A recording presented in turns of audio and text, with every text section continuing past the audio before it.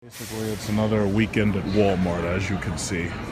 I'm doing some serious shopping up in here.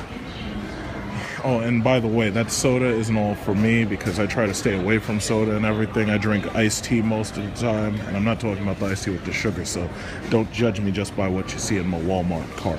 I don't really talk about PlayStation 4 much because really, honestly, there's nothing to talk about. As you can see, I have pretty big hands, and the thing about it is the Xbox One and the Xbox 360 controllers, in my opinion, are better for the adult-sized hand.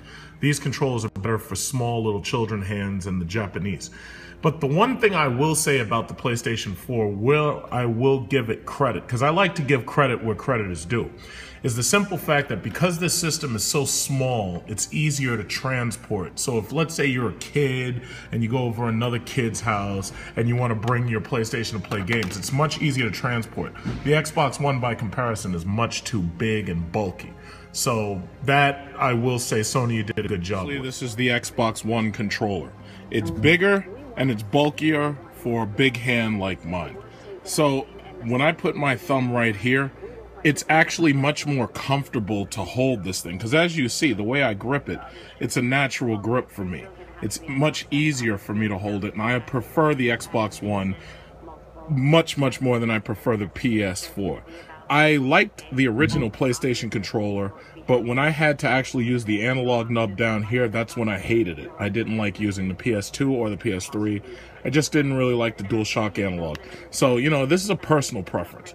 Now, as for the Xbox One, you already know what an Xbox One looks like. It's a huge system, but the real problem is because of Kinect, the problem with this system becomes it's so big and bulky that you can't take it anywhere, and you can't go over your friend's house, or if you're a little kid, you can't take it to somebody else's house. The Xbox One was designed basically to be the center of your media system at home. Just like a set-top box or just like a stereo system, it really wasn't designed for you to take it anywhere. It wasn't designed for you to move it around. And that, in my opinion, is a problem because my Xbox was a day one edition, and it came with a 500 gigabyte hard drive. I really believe that Microsoft, what they really need to do is they need to make it so that every single Xbox SKU from this point on comes with a 1 terabyte drive. I have about, well, what do I have? Let's see. I think I have about 16 gigabytes remaining. No, I don't even think I have that much. If I go right here, I have, what do I got? Got a lot of games in there. I have 83.6% used, 59.6 gigabytes free. 500 gigabytes is nowhere near enough for anything that wants to be the center of your media system at your house. 1 terabyte should be the base. And now that drives are a lot cheaper, hopefully Microsoft will do that, because I know they have the Master Chief Collection.